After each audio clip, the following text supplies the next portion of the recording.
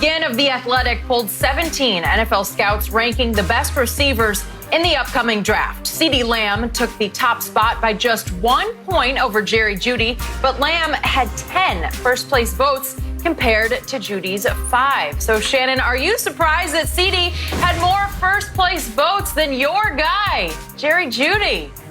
No, I think it's very close. And these are the two best receivers in football, but I'm still taking Jeudy.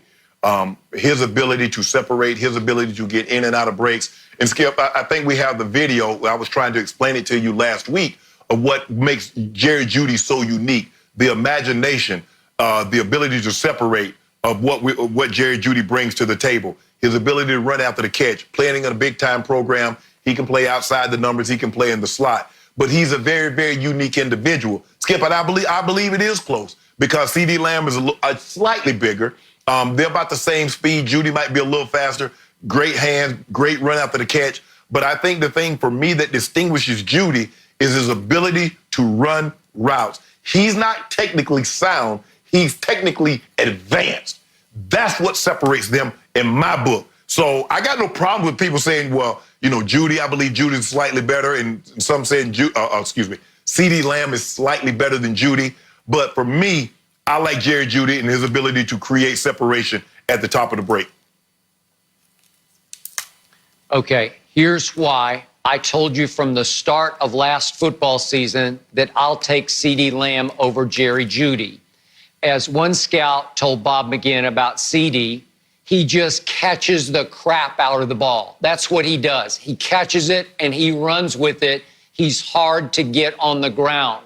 One scout compared him to Anquan Bolden, and I like that because he plays so physically the way Anquan did. Now, another scout said this about Jeudy, and this puts him in the perspective I see him in. The scout said that Jeudy has lived in the ultimate football playground with speed merchants on the outside, point guard at quarterback in Tua, 5-star offensive line, draftable running back in Najee Harris who can catch it as well as run it, and Jeudy plays in the slot and was never pressed. Bingo!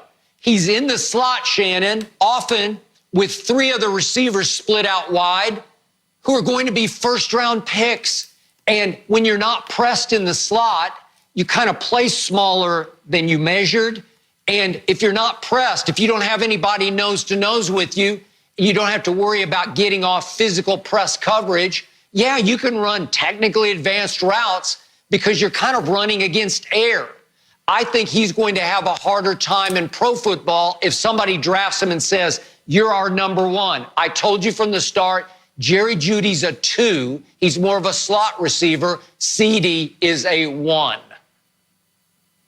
I love how he said he played the ultimate point guard. CeeDee Lamb's quarterback was Baker Mayfield and Kyler Murray. The last 2 years, there was a number 1 overall draft pick. Okay, that. He also played next to Hollywood Brown, who was the number 1 draft pick. They didn't mention that. Kyler's offense last year in the league, he had the number 1 offensive line in college football. But that guy didn't mention that. Just Jeudy. Skip, I get it. If you want to highlight your guy, okay, fine. But don't try to highlight your guy and dismiss what he had, which was 2 number 1 overall draft picks at quarterback, a number 1 draft pick at wide receiver, the number 1 offensive line.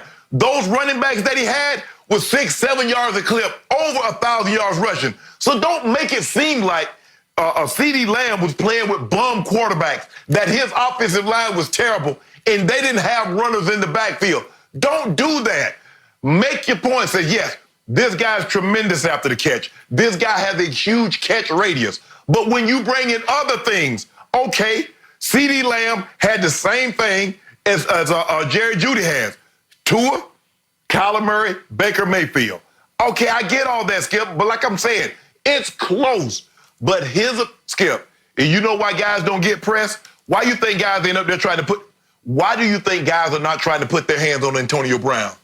Because you know if you press and miss, you're gone. He's gone. There's a very few people that you can press and make up that. You don't be really wanting to press Julio Jones. Why? Not only is he physical, Skip, the guy's 4'3".